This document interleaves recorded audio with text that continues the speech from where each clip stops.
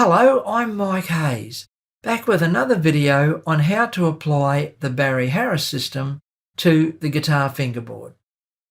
It's a pretty exciting program we have for you today because it's where we're starting to make the transition from simply playing scales and exercises over to creating the types of sounds that you hear Barry Harris play. There'll be probably some concepts that you're already aware of, but I'm sure there'll be a couple of ideas here that you haven't thought of before. And when you combine them, you end up with a really interesting sound. So without any further ado, let's get started. This first example demonstrates how easy it is to create a sense of movement simply by using different inversions of the same chord. It's a really simple concept, but as you'll hear, the results are very effective. Let's have a look at how we do this. The idea is to play two different inversions of the same chord consecutively and then move on to the next chord. If we have a look at bar 1, you'll see I'm starting off with two inversions of the C6 for the first two beats, followed by two different inversions of the B diminished chord. And then I'm simply continuing this idea in bar 2. Two different inversions of the C6 chord for beats 1 and 2, followed by two different inversions of the B diminished chord. Let's have a listen.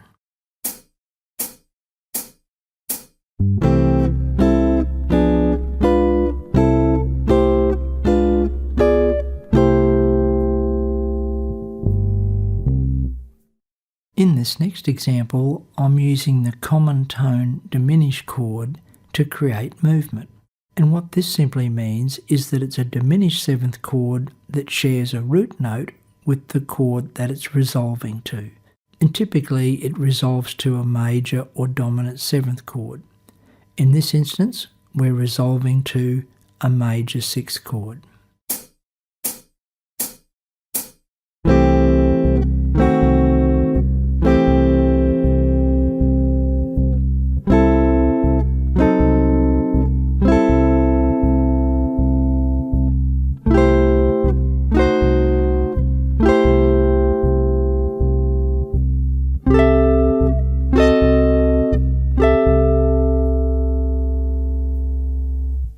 This next example demonstrates a combination of techniques that go to make up the Barry Harris style. We're going to use a G6 chord to start with, and this is the concept of being able to play a sixth on the fifth. Remembering that the chord that we're creating movement on is a C6 chord.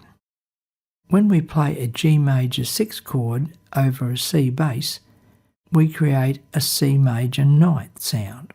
For the next chord in this bar, we're using the common tone diminished chord, and that's the concept that we just discussed in the previous example.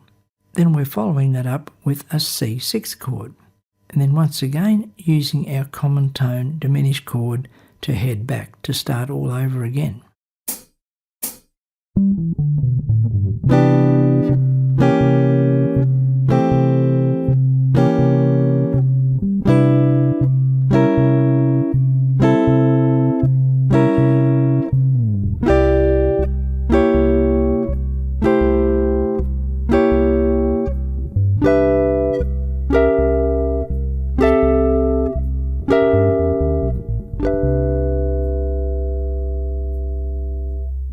For this next example, we're going to feature the Barry Harris concept of being able to play a sixth on the fourth.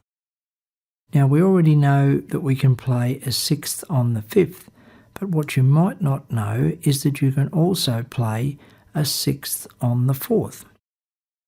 Because we're using C chord as the basic chord for all of these examples, that means we can play an F6 chord over a C bass. And that's what we're doing to create movement in this next example. We're starting out with a C6th, then playing an F6th, that's the sixth on the fourth. We're then playing our common tone diminished chord, C diminished. resolving to a C6 chord. Let's have a listen.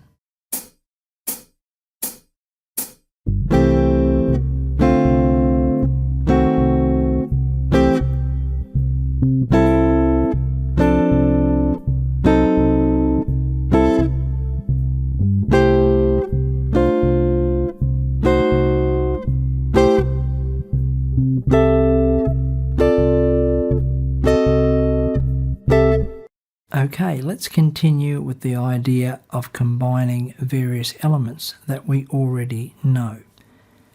For this next example, I'm playing 2 consecutive C6 chords, and that's that idea of playing different inversions consecutively of the same chord.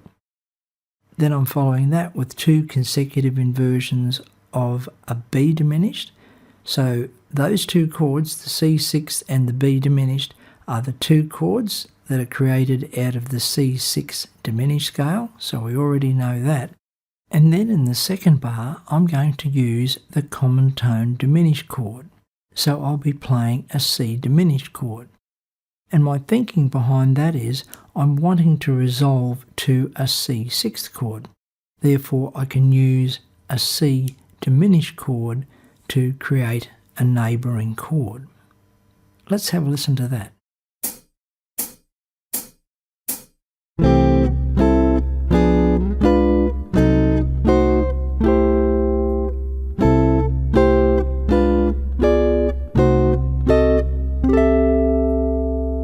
Okay, for this next one, I've moved to the key of F. And what I'm wanting to do here is to create an ending in the key of F. I'm going to use that concept of 2 consecutive inversions of the same chord. So I'm beginning with 2 F6 chords, and then I'm playing 2 E diminished chords. And I'm continuing this same idea in the second bar, and then what I'm doing is skipping an inversion. So this creates a more dramatic effect at the end.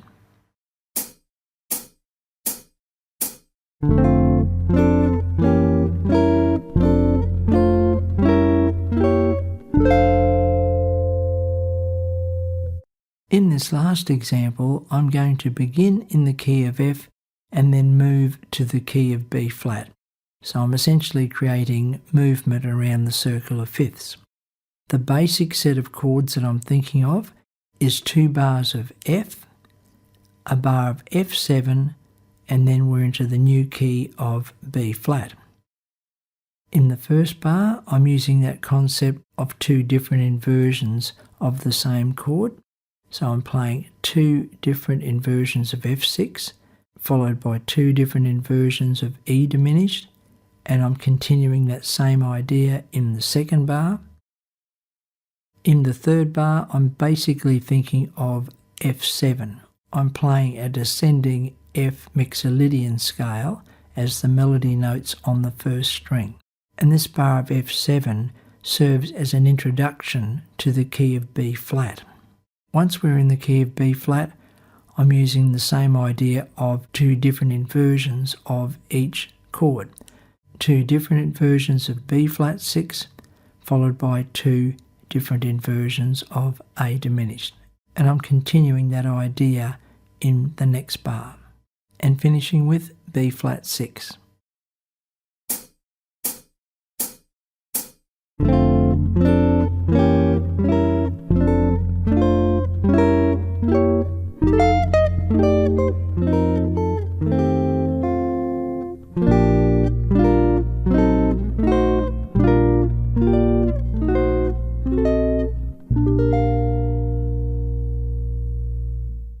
Well, that's it for today, folks.